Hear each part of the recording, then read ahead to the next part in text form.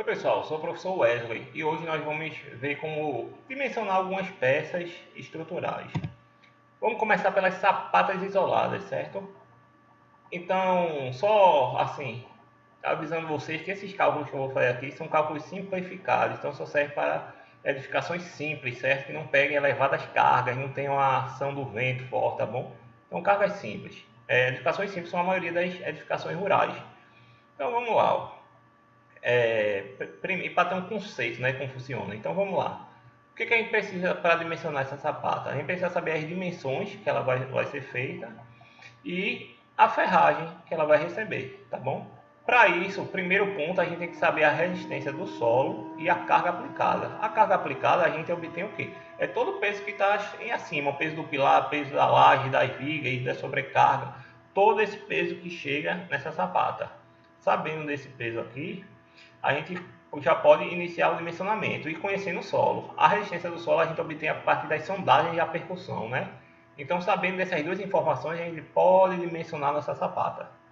Então, vamos lá. Primeiro, a gente tem que dimensionar esse comprimento. Quanto ela vai ter? Se ela for quadrada, a gente pode aplicar nessa fórmula. A área da sapata, ou se for quadrada L por L, vai ser quanto? 1,05 vezes P. P é a carga que está chegando na sapata, dividido pela tensão admissível. Tensão admissível é aquela que eu obtenho lá na sondagem a percussão. Então eu vi, sei lá, 1,5 m de profundidade tem uma resistência X. Então vai ser isso aí que eu vou usar aqui no meu cálculo. Bem simples, né?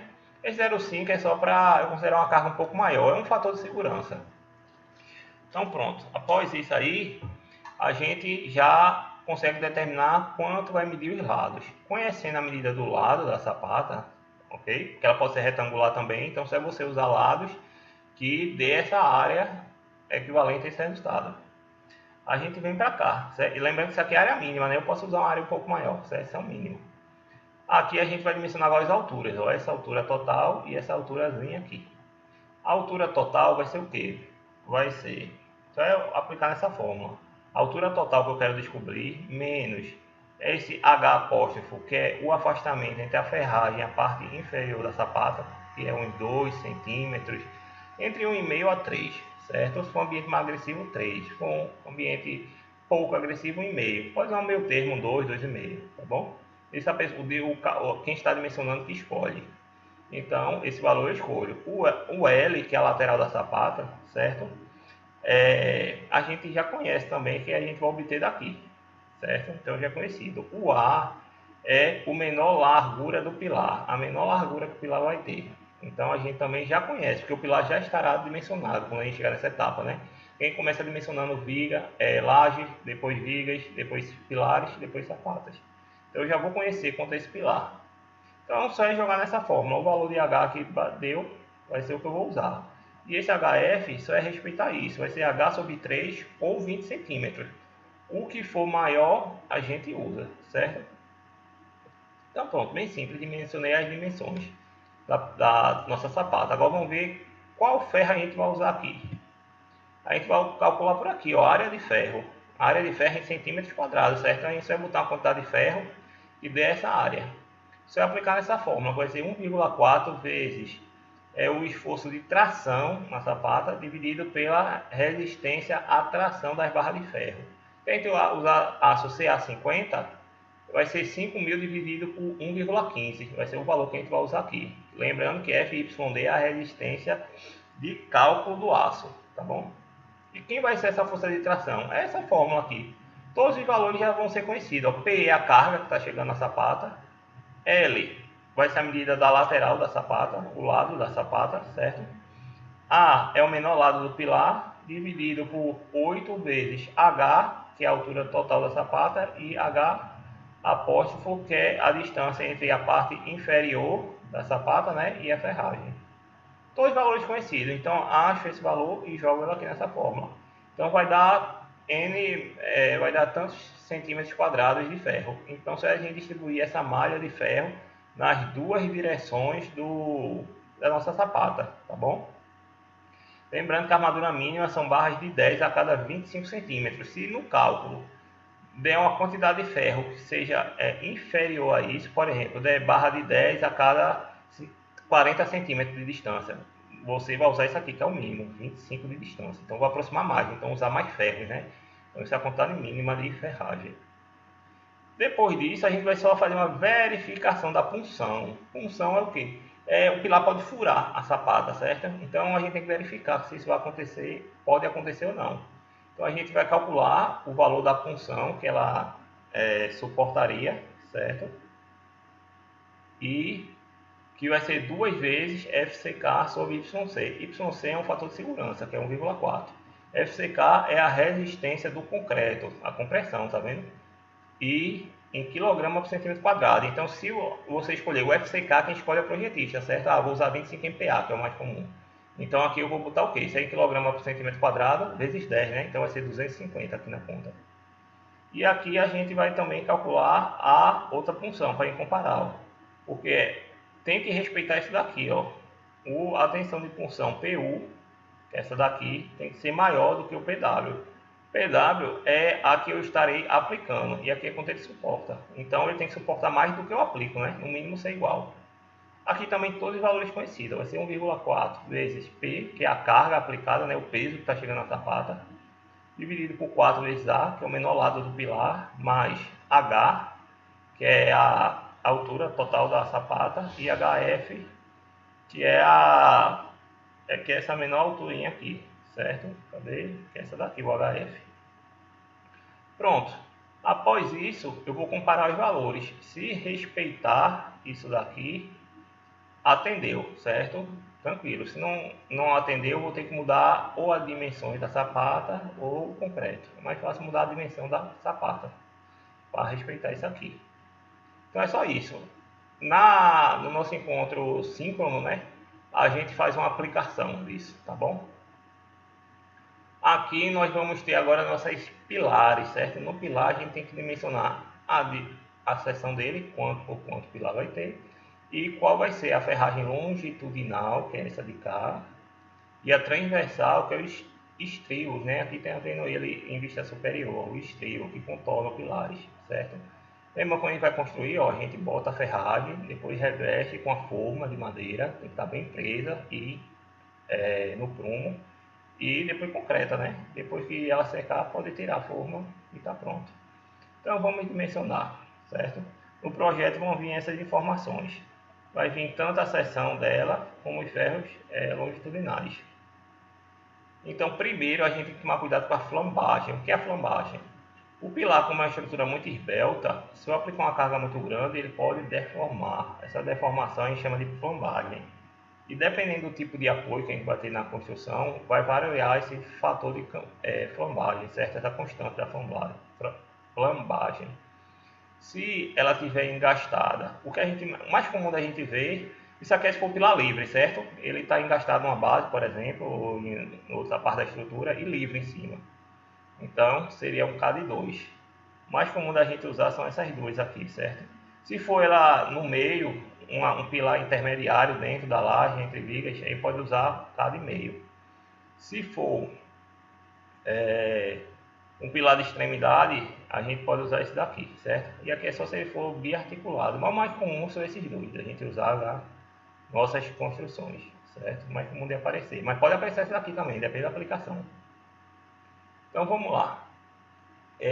Para a gente não ter que fazer cálculos para compensar a RBUT da estrutura, só basta a gente respeitar isso daqui, certo? Para facilitar nossos cálculos. Respeitando isso daqui, a gente não precisa se preocupar com a flambagem. Então a gente faz em 3,46 vezes o comprimento de flambagem. Vai ser quem o comprimento de flambagem? Vai ser a altura do pilar vezes esse coeficiente, certo?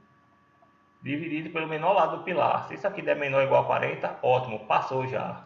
Se não, a gente tem que fazer outros cálculos que é avançado para a gente. Então vamos enquadrar ele nesse valor. O valor tem que estar no máximo 40. Tendo isso, já sabemos que ele não vai flambar, certo? O grau de RBUT dele está adequado. A gente vai agora para o cálculo da área de concreto. Então, quanto vai ser essa área de concreto que a gente vai precisar? Basta a gente jogar dessa forma, ela é bem simples. Vai ser 1,2 vezes PD. Aqui embaixo vem tudo explicando o que é cada um, certo? PD é a carga que chega no pilar, certo? Então, o peso que está chegando da viga, da laje, etc. vezes 1,4. Então, jogo aqui. Aqui embaixo vai ser 0,85 vezes FCD, que é a resistência do concreto. Lembrando que na construção a gente usa o FCK para a edificação toda, certo? Não é para botar laje o FCK, pilar outro não. Eu usei 25, tudo 25. Então aqui é a tensão de cálculo do concreto, a compressão. Então seria os 225 MPa, tem que transformar em quilograma por centímetro quadrado, ó, tem unidade aqui, dividido por 1,4. Olha aqui. LS é a porcentagem mínima de ferro, né? Então eu posso botar aqui, ó, 0,8, certo? Que é o mínimo de ferro que a gente vai precisar. E por último, FYD, que é a tensão de cálculo do aço, certo? Que for o CA50, né, que é o mais comumente usado, dividido 5.000 dividido por 1,15. A gente bota aqui o valor. Então pronto, sabendo isso daqui, a gente vai partir para o dimensionamento dele, tá bom? A partir do resultado que der aqui, vai dar um valor quebrado, então a gente vai arredondar. Quando a gente arredondar, a gente vai ter uma área de concreto adotada, certo? Se, por exemplo, no meu cálculo, vamos supor que deu 400 centímetros quadrados, mas com as dimensões que eu usei 500. Então, eu estou usando mais concreto do que eu precisaria, né? É uma situação. Outra situação, eu posso usar menos concreto. No cálculo deu 400, eu estou só usando 300, porque eu quero deixar meu pilar embutido na parede por algum motivo. Então, a depender da situação, eu vou ter dois cálculos. Vamos ver essa primeira situação. Ó. A área adotada é menor ou igual à área calculada. Então, é aquele caso. Por exemplo, o calculado deu 400 centímetros quadrados. Eu só estou usando 300. Então, eu vou ter que compensar essa falta de concreto com aço. Então, eu vou calcular a área de aço. Vou jogar dessa forma. Vai ser 1,2 vezes a carga que chega no pilar, vezes 1,4, né? A carga vezes 1,4. Menos 0,85 vezes a seção de concreto adotada. Então, seria meus 300 centímetros quadrados, né? Vezes a tensão de... Cadê? FCD, a resistência do concreto, certo? De cálculo, FCD, né? Isso, né? FCD, que vai ser a tensão do concreto, aquele mesmo 25 MPa, por exemplo, 250 por 1,4, dividido pela tensão do aço, tá bom? Que é os 5.000, se for CA50, né? 5.000 dividido por 1,15. Então pronto. Aqui eu vou obter minha área de ferro. Então se eu botar uma quantidade de ferro que dê no mínimo essa área. Pode passar, mas tem que dar no mínimo essa área. Ok? A outra situação vai ser essa. Ó. Se eu usar mais concreto do que eu preciso. Por exemplo, é 400 no meu cálculo, eu estou usando 500. Então está sobrando. Então eu vou botar a quantidade mínima de ferro, certo? A quantidade mínima de ferro é isso aqui. Ó. É 0,008 vezes a área de concreto calculada. Então isso daqui é aquele 0,8% que a gente viu aqui, certo? Que é a seção mínima. Isso aqui é a variação de ferro. Dentro da seção do pilar eu tenho que ter no mínimo 0,8% de ferro e no máximo 6%. Então se eu botar aqui, o mínimo né, é 0,008, tá bom? Se for 6% que eu quiser usar, o máximo 0,06. Então pronto, então só eu ver em que caso vai se enquadrar. Depois disso, ó, tem que tomar alguns cuidados. Por exemplo, a dimensão mínima do lado do pilar tem que ser 20. Então o ideal é fazer um pilar no mínimo de 20 centímetros. Se for abaixo de 20, eu vou ter que usar outros fatores de segurança. Então aí tem que pesquisar direitinho, não dá tempo a gente ver aqui na disciplina. Vou ter a seção transversal mínima, tem que ser 360 centímetros quadrados. Então a área do meu pilar tem que ter 360, a seção dele, né? Centímetros quadrados, é menos que isso, eu vou ter que fazer outros cálculos também, vamos dar fator de segurança, etc. A distância máxima entre a armadura longitudinal é de 40 e a distância mínima de 2. Isso é isso aqui, ó, essa distância. Essa distância aqui entre esses ferros tem que ser no máximo 40 centímetros, né? Aqui, ó, por exemplo, daqui para cá tem que ser no máximo 40 e no mínimo 2. Por que no mínimo 2? Se eu botar menos de 2, a brita não passa, certo? Então tem que ser no mínimo 2 ou também da brita, né? Se eu estiver usando uma brita maior. Ok? Senão vai ficar difícil para a argamassa passar, etc. E não fica um acabamento bom no pilar. Então vai perder essa camada aqui que protege a ferragem. E na armadura transversal, que são os estribos, é para usar um diâmetro igual a 1/4 da armadura longitudinal, não podendo ser inferior a 5. Então que eu calcular para a longitudinal, eu vou usar 1/4 do ferro, certo? Ou 5 centímetros, se 1/4 é menor que 5 milímetros de diâmetro, que é o menor ferro para usar para estribo. E o espaçamento entre eles, certo? Que é esse espaçamento aqui, ó. Essa distância aqui, ó, o espaçamento, ele tem que ser 30 centímetros ou 21 vezes o diâmetro da barra longitudinal, né? Para isso minha barra foi uma barra de 10 milímetros, 21 vezes 10 milímetros. Ou a menor dimensão externa do pilar, que é o quê? O menor lado do pilar. Então eu vou comparar esses três valores, certo? Vai ser o menor desses valores aqui, vai ser o espaçamento que eu vou usar entre os estribos. Então bem simples, né? Pronto, pessoal. Então com isso a gente encerra a parte do cálculo dos pilares. Em nosso encontro síncrono, a gente vê a aplicação dele, certo? Uma aplicação do pilar para testar, né? Exercitar, ok? Então vamos lá, para vigas. Para que serve a viga, né? Ó, ela é muito importante. Imagina, olha essa situação aqui, ó, a caixinha. Sem a viga e com a tampinha se vem de viga, ó, aumenta muito a resistência da peça, certo? Se eu não botasse a viga, eu ia ter que engrossar essa laje todinha, então o custo seria bem maior. Então a gente vê que a resistência também da viga está ligada não só aos seus materiais e dimensões, como também à posição que ela tiver. Ó. Se eu pegar, por exemplo, essa mesma madeira, ó, eu botar ela na vertical ou na horizontal, já muda a resistência. Ó. Ela na horizontal empena, ela na vertical ela não empena, tá vendo? Então a geometria dela, como ela está posicionada, também influencia diretamente. E a gente vê o que? A altura é mais importante que a largura, né? Então, se eu quiser aumentar a resistência de uma viga, aumente a altura. A largura eu ganho pouca resistência a mais. Mas quando aumenta a largura, o ganho é muito maior, certo? Matematicamente tem como a gente ver isso. Ó. Isso aí é um momento de inércia, certo? Quanto maior a inércia, maior a resistência que ela vai ter. Então, para uma peça quadrada, ó, retangular, a inércia é essa forma. Vai ser base vezes a altura ao cubo sobre 12. Então, vê, quando eu aumento a base, só aumenta linearmente a inércia. Quando aumenta a altura, aumenta ao cubo, né? Então é um ganho bem maior. Então, viga, o ideal de viga é ser na vertical mesmo, certo? Sempre viga posiciona a maior dimensão na vertical. A viga pode ter vários tipos de apoio. A gente vai trabalhar isso melhor lá na parte da introdução à resistência dos materiais, tá bom? Mas só adiantando, ó, a viga pode estar engastada, biapoiada, certo? Vai ter vários vínculos, certo? A gente simplifica isso aqui para calcular, mas depois a gente trabalha isso melhor. Aqui tem as várias situações que a viga vai aparecer, nós vamos depois aprender a calcular elas. Ela pode estar, geralmente ela está apoiada livre, pode ser também, isso é uma viga biapoiada, certo? Então, tipo esse caso aqui, ó, biapoiada, então só tem dois pilares, esse apoio aqui representa os pilares, certo?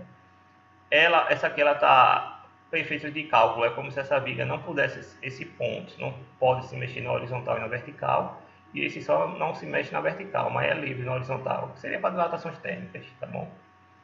Vigas biapoiadas, temos vigas contínuas, que é quando são uma viga presa em vários pilares, seria essa a representação, né?